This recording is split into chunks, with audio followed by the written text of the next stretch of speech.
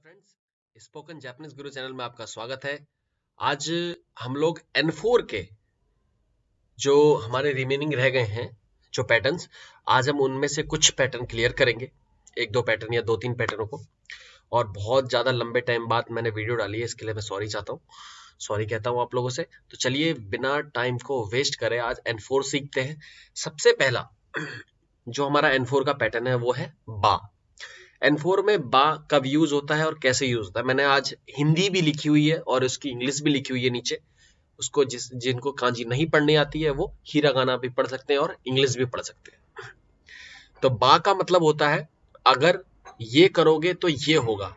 इस केस में किस तरीके से हम बा का यूज कर रहे हैं और क्या मतलब है, यहाँ पे हम उस मीनिंग का बा का उसको हम एक एक करके एग्जाम्पल के थ्रू समझेंगे। ओके, तो चलिए स्टार्ट करते हैं। नीचे चलते हैं, थोड़ा सा स्क्रॉल डाउन करते हैं। देखिए उदाहरण में, एग्जाम्पल में सबसे पहले लिखा हुआ है अनाता गा, लिखा हुआ है अनाता गा इकेबा वाताशी मो इकिमास। इसका मतलब है अनाता गा इकेबा, ओके, अगर तुम जाओगे तो मैं भी जाऊंगा। ओके, अनाता गा इकेबा, अगर, इन केस, अगर आप ऐसा करते हो, अगर आप जाओगे, अगर आप आओगे, अगर आप ये उठाओगे, अगर आप कल आओगे तो मैं भी आऊंगा। मतलब जो आप करोगे मैं वो करूंगा, जो ये करेगा मैं वो करूंगा, अगर ऐसा होगा। आप इसका मीनिंग क्या निकाल सकते हैं, इसलिए मैंने यहां लिखा हुआ है अगर ये करोगे तो ये होगा, या अगर ये होगा तो ये करेंगे। जरूरी नहीं है कि ये ही हो, हमें बस इसका मतलब, बा का मतलब ये जानना है। अगर ऐसा होता है तो ये भी होगा, या अगर ऐसा करोगे तो मैं भी ऐसा करूंगा, इसका मतलब ये है। ओके, तभी यहां पे कहा जा रहा है कि अनाता गा इकेबा, अगर आप जाते हो या जाओगे, वताशी मो इकिमास, मैं भी जाऊंगा। दूसरा एग्जांपल देखते हैं इसी का। कह रहा माइनिची रेंसु ओ सुरेबा जोजु नि नारिमासु यो। माइनिची मतलब रोजाना, रेंसु मतलब प्रैक्टिस, ओ पार्टिकल लगा है, सुरेबा मतलब अगर करोगे, अगर करोगे तो, अगर रोज आप प्रैक्टिस करोगे तो, या अगर आप रोज अभ्यास करोगे तो, जोजु नि नारिमासु यो, आप बेहतर हो जाओगे। मतलब आपकी जो जापानीज है, अगर आप यहाँ पे हम और बढ़ा सकते हैं, माइनिची निहोंगो नो रेंसु ओ सुरेबा, अगर आप रोज जापानीज का अभ्यास करोगे या करते हो या प्रैक्टिस करते हो, तो जनरल सी बात है ना, कि जोजु नि नारिमासु यो मतलब अच्छी हो जाएगी और बेहतर हो पाएगी।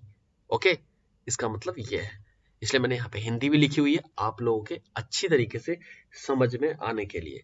तो चलिए अब नेक्स्ट जो आज का हमारा पैटर्न है उसको देखते हैं। आई होप कि ऊपर वाला आपको समझ में आ गया होगा।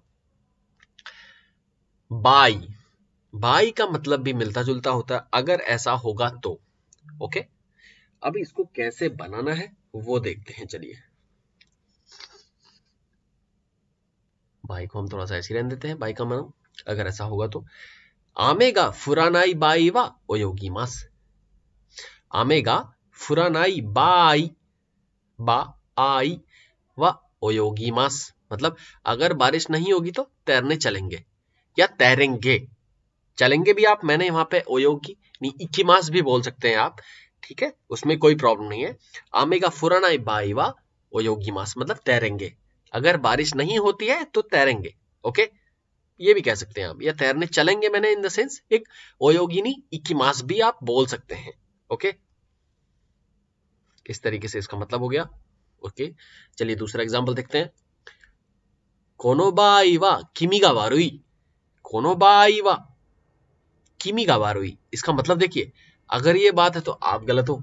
कोनो बाई वा मतलब मान लीजिए किसी ने कुछ गलत काम करा होगा और वो अपने दोस्त से कंफर्म कर रहा है कि मैंने ऐसा करा, तो इन दैट केस कि मेरी गलती है, तो उस दोस्त को एज्यूमिंग हुई या वो सोच रहा है कि हाँ इसकी ही गलती है, इसको ऐसा नहीं बोलना चाहिए था, तो इसलिए वो कह रहा है कि कोनो बाई वा अनाता गा वारुई दायो। ओके, कोनो बाई वा अगर ऐसा है तो तुम गलत हो या आप गलत हो, ये श्योर है, बिकॉज आपने ऐसा करा है। तो कोनो बाई वा किमी गा वारुई, अगर ऐसा है तो आप गलत हो। ओके, किसी के पैसे ले लिए या किसी को मार दिया तो ये चीज गलत है। तो वो इसलिए बोल रहा है, उसी मेथड में, उसी वे में उसको समझा रहा है कि कोनो बा आईवा, ओके, अनाता गा या किमी गा वारुई। ओके, देखिए आज का जो हमारा तीसरा जो पैटर्न है वो है हित्स्यो। हित्स्यो का मतलब होता है जरूरत या आवश्यक। ध्यान रखिएगा, जरूरत या आवश्यक।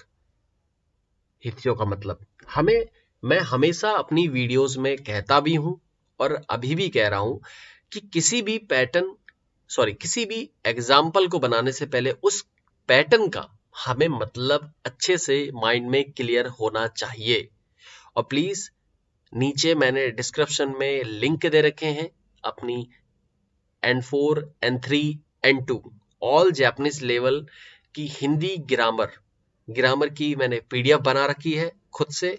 तो प्लीज वो जो हिंदी में है आप उसे डाउनलोड कर सकते हैं नीचे जाके, और उसको डाउनलोड करें, उससे आप लोगों को बहुत हेल्प मिलेगी। और साथ साथ में टेक्निकल वर्ड्स और फाइनेंस की वोकैबुलरी की पीडीएफ भी मैंने बना के नीचे लिंक में मैं डाल दूंगा।